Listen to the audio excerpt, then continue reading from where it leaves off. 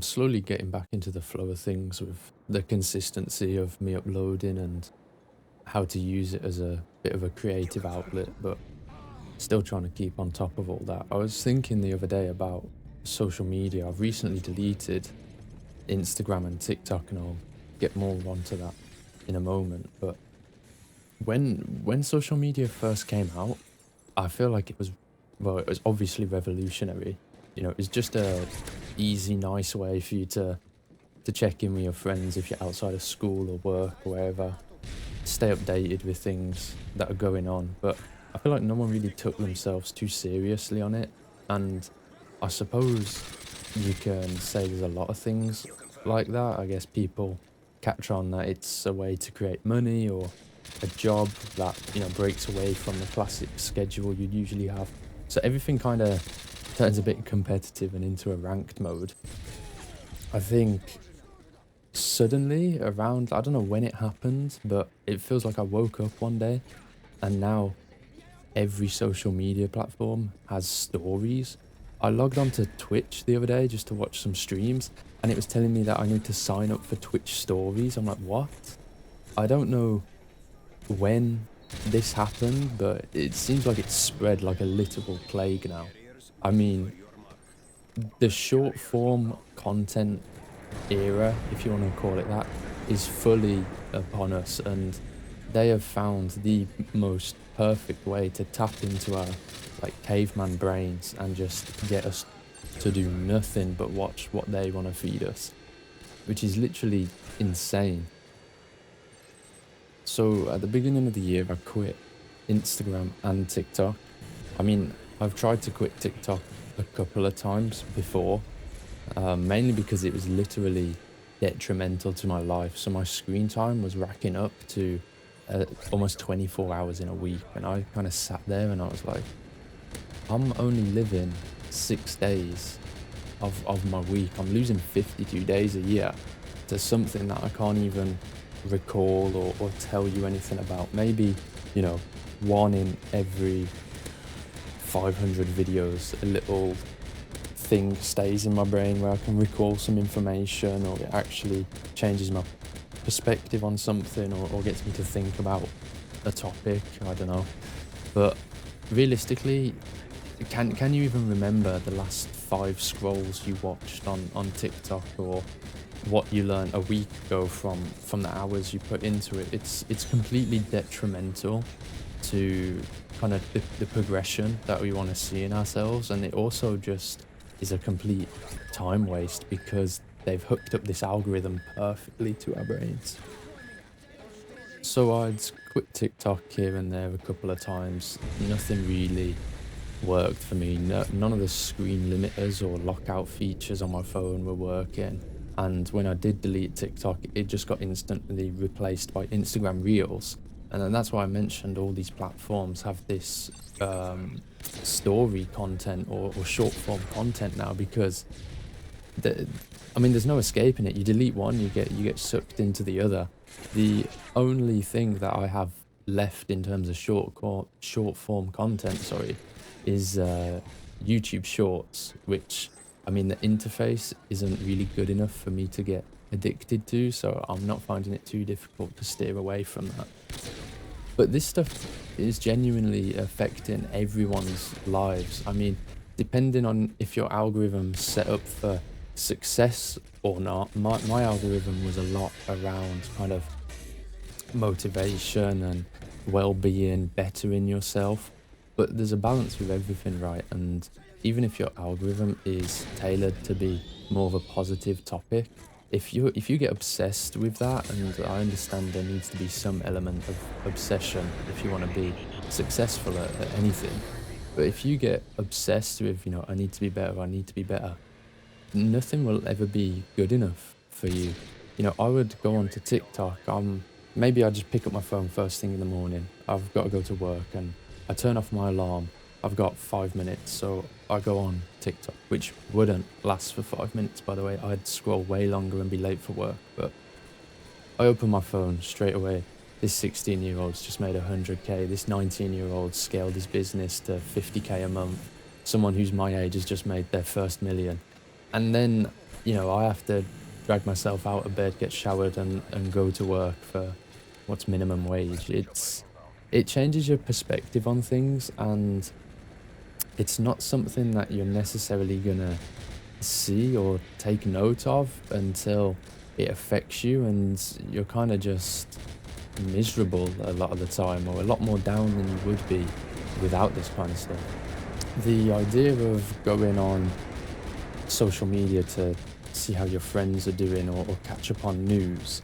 And I mean, don't get me wrong, so, some elements of this are down to each individual person. There is someone out there who keeps their algorithm strict.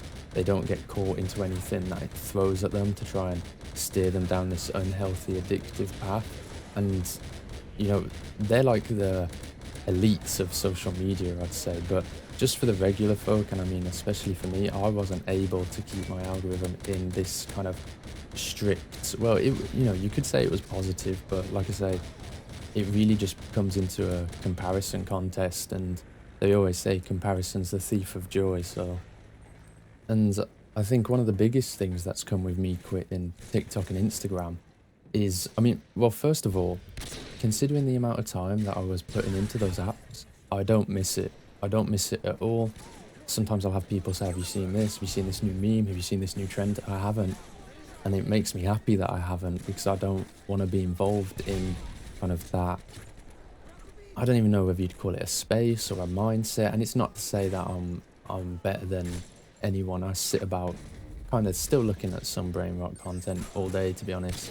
But it's not the same as it used to be. I'm not beating myself up because I'm ahead or behind in all these comparisons.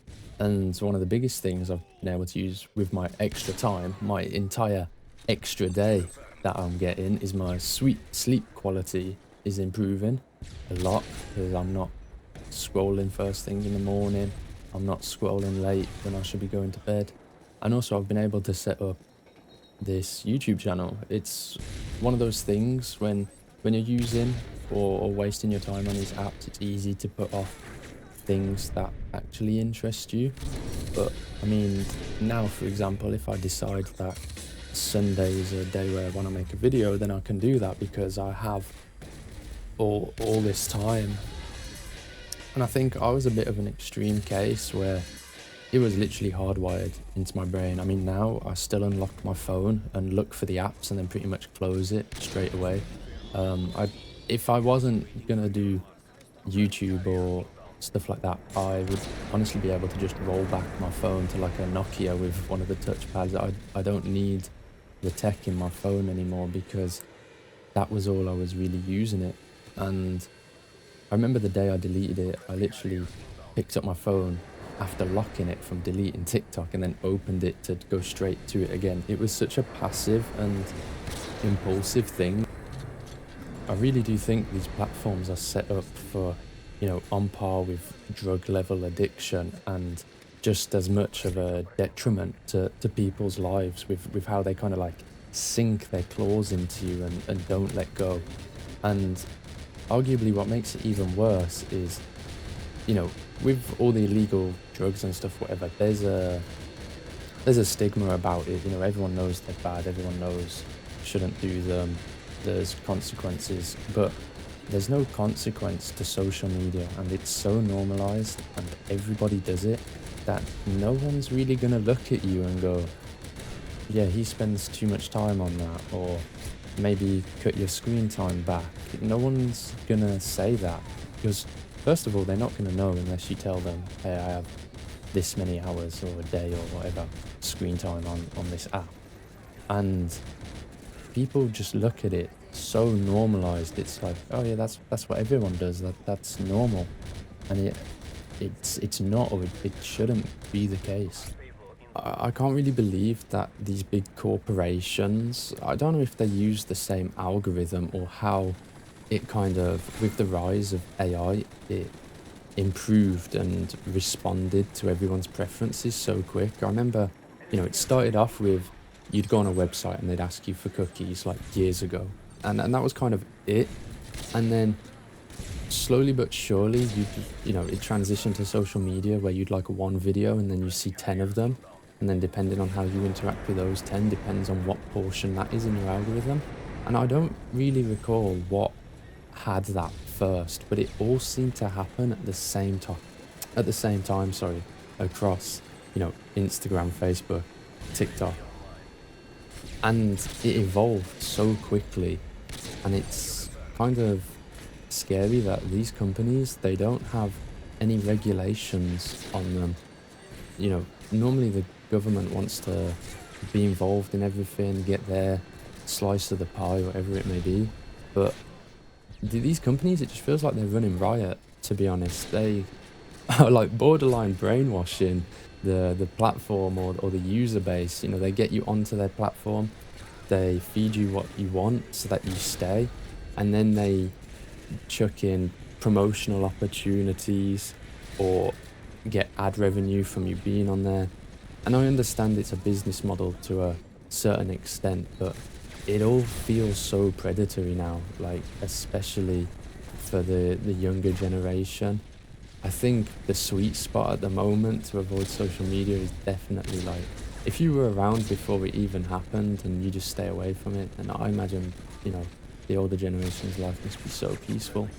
But it does shock me how the younger generation, there's no kind of regulations keeping them safe from this kind of thing. Obviously, they can throw on their website, oh, don't use this if you're not a certain age, but no one's really going to listen to that, are they?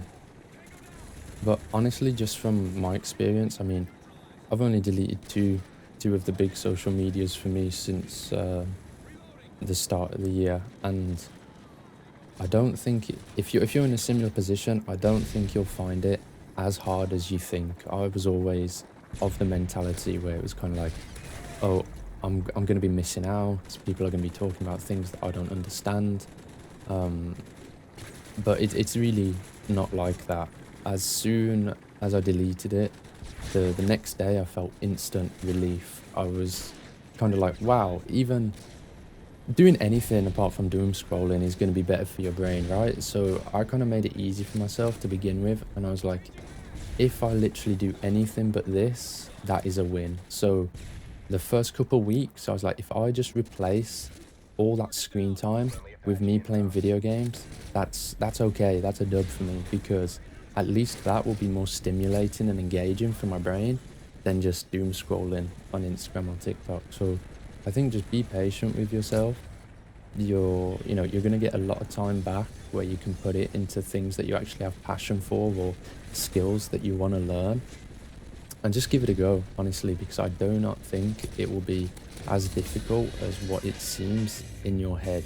And realistically, it's going to be for the better. And like I mentioned before, this has also allowed me to then start doing something like this, which is just a nice creative little outlet for me, and something that switches it up during my week. I can actually, look forward to making these kinds of videos and sharing them with you guys. I mean, that's pretty much all I wanted to say. Today is just kind of give my thoughts on the social media stuff and what my experience is with deleting, the two big ones, TikTok and Instagram. But if you like this type of content, please like, subscribe, share the video, and I'll have more coming in the future. Thanks, guys.